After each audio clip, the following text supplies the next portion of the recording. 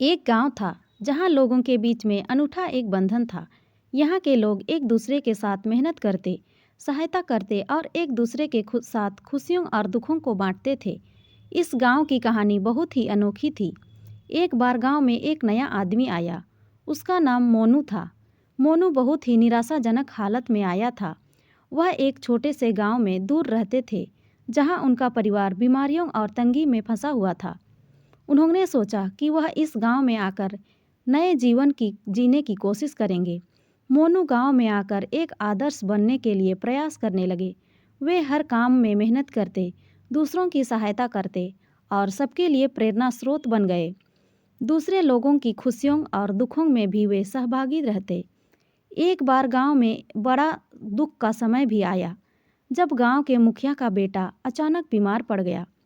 उसकी स्थिति गंभीर थी और उसके परिवार को इलाज के लिए पैसों की आवश्यकता थी, लेकिन गरीबी के कारण परिवार के पास इतनी धनराशि नहीं थी।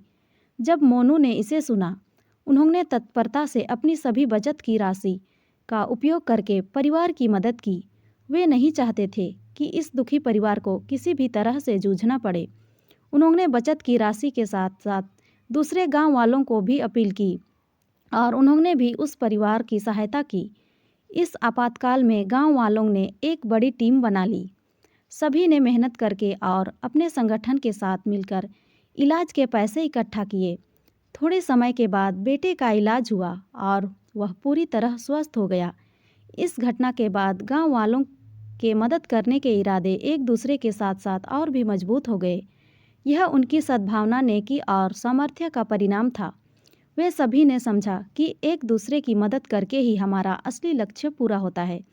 वह गांव अब एक परिवार की तरह था, जहां हर कोई एक दूसरे का सहारा था। यहाँ के लोग अपनी खुशियों और दुखों को साझा करते, एक दूसरे की मदद करते और अपने संघर्षों को साथ में झेलते थे। वे सब मिलकर इस दुनिया में एक सुंदर और समृद्ध जीवन जीने का तरीका सीख गए।